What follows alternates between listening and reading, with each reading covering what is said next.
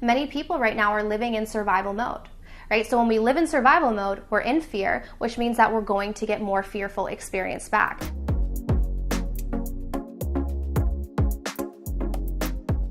Hey everyone, and welcome back to Kaylin Bowman. Be fiercely authentic, live your truth.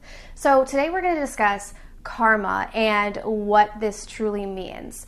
Specifically though about karma in this lifetime. So I'm not talking about past life karma. We're discussing specifically karma that occurs within this lifetime. But before we get to today's video, if you guys are interested, I do have online courses, guided meditations, and one-on-one coaching. So all of the information for that will be down below in the description box. But let's jump in. So there are many perspectives on karma. And what most people associate karma with is negative karma, right? So you do something bad and then something bad happens to you. But I wanted to actually discuss what karma truly means from a spiritual perspective. As we begin to spiritually evolve, we have the understanding that we are a soul in a physical body, right? So every action that we take in this physical form has a ripple effect, essentially. So what you give out in terms of your actions is going to come back to you. It can be thoughts as well, but when we talk about karma, I'm going to specifically discuss it in terms of actions. So when we do something, there's always an underlying intention. So we may consciously do something, but on an unconscious level or a subconscious level, there's an intention behind it. And if that intention is not rooted in love, that's when we kind of experience what is called the negative karma. Karma is something that's often feared because of the connotation around it, but it's not really something to be feared. It's just an understanding that in this physical reality, it's an attraction-based reality. So what we give out is going to come back to us. But many people are not seeing the truth of this karma play out for two reasons. Because we have the buffer of time. So if you take some sort of action and the karma comes back to you, it may not come back that day. It may be a week, it may be a year, right? But the other thing is that people may think that they have a positive conscious intention, but it's really rooted in fear. I want to give you guys a specific example of this. When we connect with different souls on this physical plane, if we are not rooted in our wholeness, then oftentimes we use our connections as a means to fill voids. So we may think that we have the conscious intention of just to connect with another human being. And this is something that plays out a lot in romantic partnerships. It's not just that, but for the sake of this example, I'm sure you guys have had the experience where you've had a friend or family member, or even maybe it's yourself, where there's that dynamic of I give and I give and I give, but I never get the same in return. Right? So from the idea of karma, people would think, well, I keep giving this person all of this love, but why am I getting, manipulation back? Or why am I getting poor treatment back? And the reason why this happens is because we have to look at our true intentions, right? Oftentimes we may consciously believe that we are just in a dynamic to connect with another human being. But if we're really honest with ourselves, there might be a desire to get a need filled from that person, right? And that need could be validation. That need could be, stop me from having to feel my painful traumas, right? Many people in relationships and dynamics get into relationship so that they can minimize their core wounds. And many people are not aware of this, right? Because you get into connection with others and you think that you're giving love, right? But the underlying intention behind that is possibly manipulation. Because instead of giving love just to give it, because that's what love is that sense of freedom, right? Often we give because we're hoping to get something in return, which is manipulation.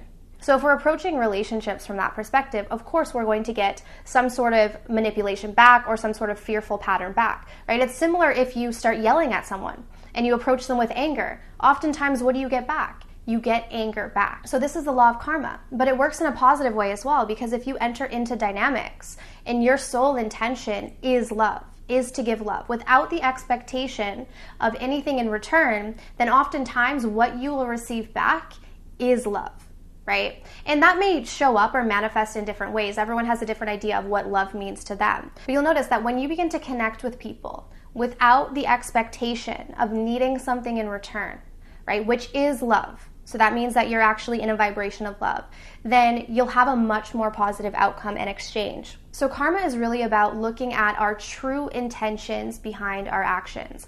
And as we begin to spiritually evolve and we step more into a vibration of love, then our actions and our intentions will be more rooted from that higher vibration, and we'll see that in return. And it's not just about our relationships with people, it's about our relationships with everything else in this universe, our relationship with our job, our relationship with our health, right? If you look at the idea of money, if you go into a work environment, or if you take a job from a fearful place, it's not really truly aligned with you, but you fear that, okay, I have to take this job because I need the money, then oftentimes what you'll get back is that fear. And that will manifest in whichever way. But this is the idea of karma, so it's nothing to be feared. It's just about coming into recognition of what vibration we're in and making sure that we're taking more conscious action. Right? So when we go to approach different dynamics, whether it be in the work environment, whether it be in our personal relationships, stop and ask yourself before you take action, where is this coming from? And do I have some sort of hidden expectation that I'm trying to extract from the external world? Or am I in exchange from a place of pure love? Now, this work becomes much easier once we fill up our own cup. So again, this is why I always say self-love, so important. So important, because if we have an empty cup, we are always going to be approaching our dynamics from a place of fear. So the underlying intention is going to be fear. And that's why many people are experiencing so much fear because of the law of karma, and not really realizing that a lot of the intentions behind what they do and what they say are coming from a fearful place, but mainly because they're in a fearful vibration. Many people right now are living in survival mode.